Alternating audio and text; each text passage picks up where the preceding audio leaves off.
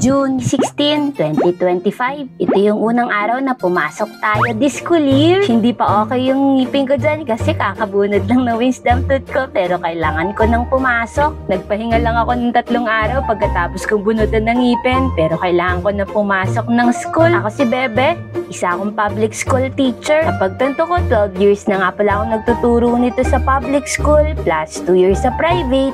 14 na. Nakapaglinis ng konti ng table pero madumi pa rin. Maaga ako nakapasok kaya may time pa ako makipagkwentuhan ng konti. Sa dami ba naman ng araw na hindi mo kasama yung mga kaibigan mo? Tapos magpapasa ko ng DLL, makikita kayo ng teaching. Mabilis yung oras, papasok na agad sa first class. Class rules sa umpisa para alam na nila kung paano tayo magturo. Computation of grades. Sa mga bagong teachers, suggestion ko sa inyo, ipakita nyo kung paano talaga kinocompute yung grades nila. At para magsalita sila sa harapan ko nang hindi sila nahihiya, gumawa ako ng ganito. Emoticon feeling nila sa subject na math.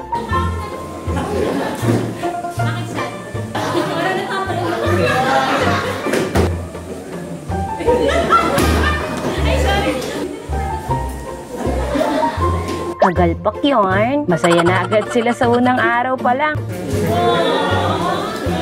Medyo sumasakit yung ngipin ko rito pero tinitiis ko lang. Kailangan ko kasi talaga magtrabaho eh. Saka sayang naman yung mga batang pumasok ng first day, kumpleto pa naman sila. Tapos hindi nila maririnig yung boses ko. Na siya, kita ulit tayo sa susunod na vlog ko ah. Hanggang sa muli! Bye-bye!